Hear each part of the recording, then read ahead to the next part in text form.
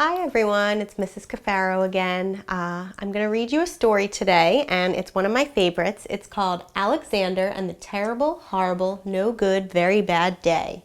The author's name is Judith Vorst, and it's illustrated by Ray Cruz. So before we read today, there are a couple words that we're going to see in this story that you might not be familiar with. So the first word is scolded. And scolded means to yell at somebody or tell them that they did something wrong. Like, my mother scolded me for not cleaning my room. And the other word that we're going to see in the story is scrunched. And when you're scrunched, that means you're smushed and you don't have a lot of space to move. So in this story, the little boy Alexander is scrunched in the middle seat of the car and he doesn't have a whole lot of room to move. So as we read today, we're going to think about answering questions such as who, what, where, when, and why. And thinking about these questions is going to help us understand the story better, the key details or the important parts of the story. So let's get started. Alexander and the Terrible, Horrible, No Good, Very Bad Day. I went to sleep with gum in my mouth, and now there's gum in my hair. And when I got out of bed this morning, I tripped on my skateboard, and by mistake, I dropped my sweater in the sink while the water was running. And I could tell it was going to be a terrible, horrible, no good, very bad day. At breakfast, Anthony found a Corvette Stingray car kit in his breakfast cereal box, and Nick found a junior undercover agent code ring in his breakfast cereal box. But in my breakfast cereal box, all I found was breakfast cereal. I think I'll move to Australia.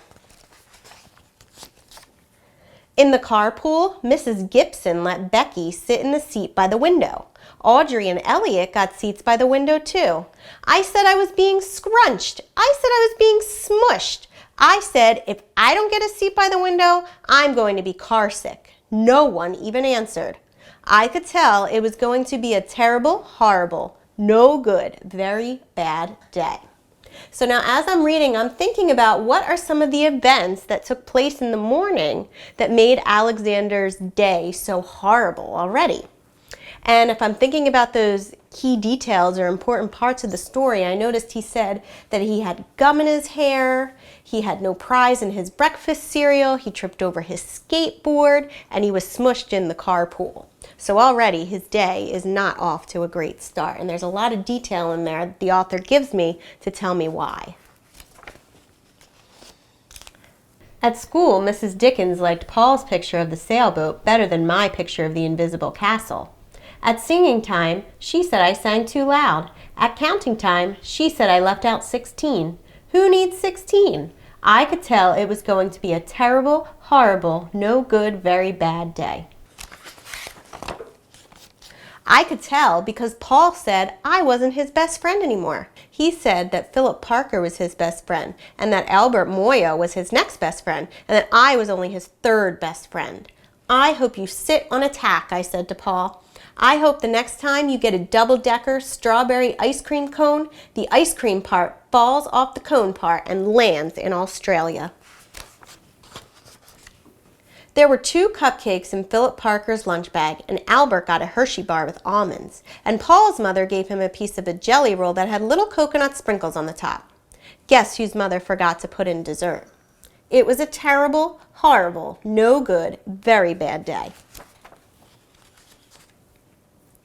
That's what it was, because after school my mom took us all to the dentist. Dr. Fields found a cavity just in me. Come back next week and I'll fix it, said Dr. Fields. Next week, I said, I'm going to Australia. So now I'm starting to think this is the second time that Alexander said he wants to move to Australia, and I'm wondering, why does he keep saying this? And what does this have to do with his bad day?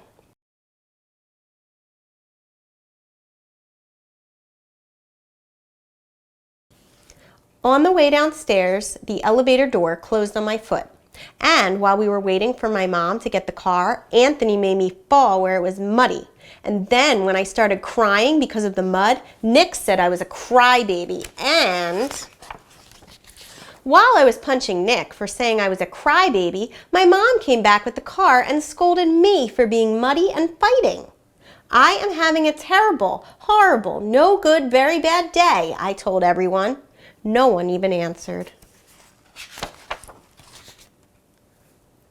So then when we went to the shoe store to buy some sneakers, Anthony chose white ones with blue stripes. Nick chose red ones with white stripes. I chose blue ones with red stripes. But then the shoe man said, "We're all sold out."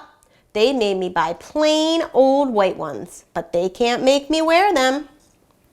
So now I'm wondering if you can think about how Alexander's attitude is making his day worse. What do you think it is about the way that he's acting and his attitude that's making his day even worse?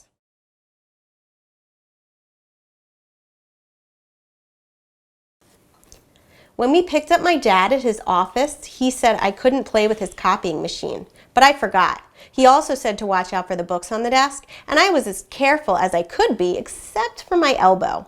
He also said, don't fool around with his phone, but I think I called Australia.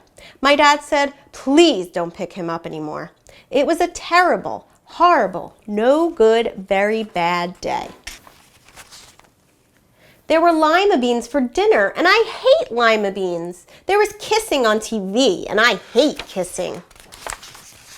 My bath was too hot, I got soap in my eyes, my marble went down the drain, and I had to wear my railroad train pajamas. I hate my railroad train pajamas.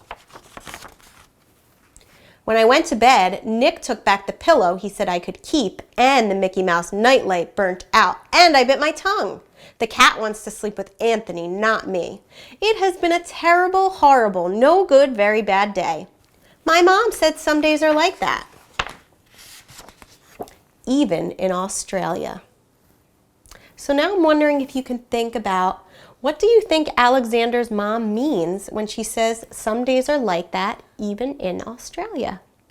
So today we read Alexander and the Terrible, Horrible, No Good, Very Bad Day, and we were answering questions to help us understand the key details or the important parts of the story better, and I hope you enjoyed that story.